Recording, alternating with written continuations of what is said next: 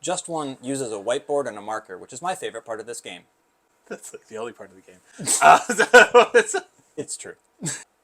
Hey, it's great to see you again. I'm Craig. This is Justin. We're your tabletop game guides. Today, we're going to be telling you about a great clue-giving game called Just One. What type of player will enjoy this game? I think players that like thinking a little bit creatively and throwing unique references and inside jokes that people have with each other into a game will enjoy this game. You're playing this game as one group.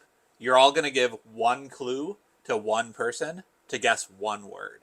As you're playing this game, the person that is guessing has their card in front of them and they pick 1 through 5 because there are 5 options on the card.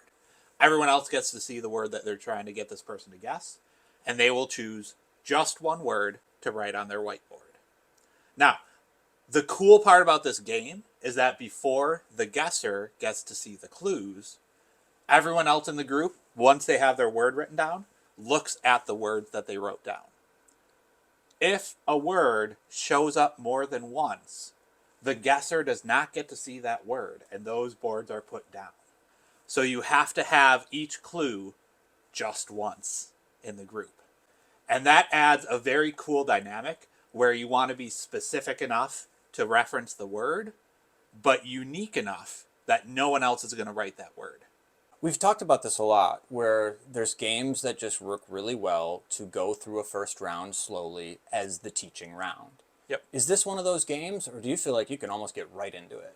I think you can almost get right into it. When I'm hosting this, I will usually be the guesser first so that I can explain the rules as we go. And so I'll just say, I'm going to pick number 2, and you will all write down one word that gets me to guess this. However, you can't check with people as you're writing it, and after you write it, if any of you two have the same word, I don't get to see it.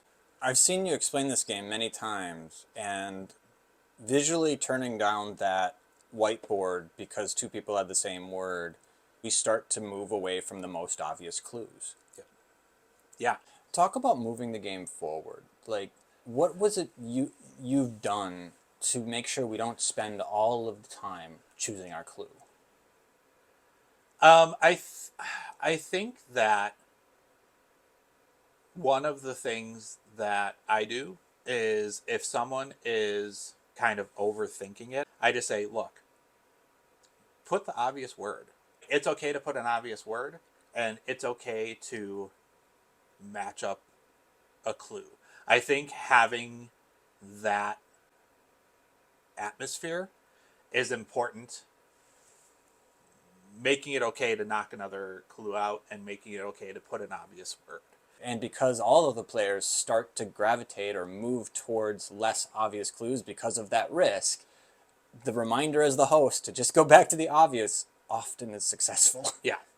I want to put this game in a category too, and why I call it like a party game, of it doesn't take long to explain these rules. I really think you've gotten the majority of this game in this video in under a minute. This is a great game both for filling in extra time and to play as you are starting a game night. This is a very easy game for people to sit down and join mid-game. This is a game for all levels, all ages, and all relationships, to your point. If you're bringing a new player into your group, this is a great game to introduce that player to the rest of the group. So if your group is looking for a game to open up their game night with, we would recommend checking out Just One. Check out our channel for other games your group might enjoy. Have a great game, everybody. Do that again, because I realized I had, like, resting bitch face. All right, cool. Resting board game face. All right. Thinking my turn.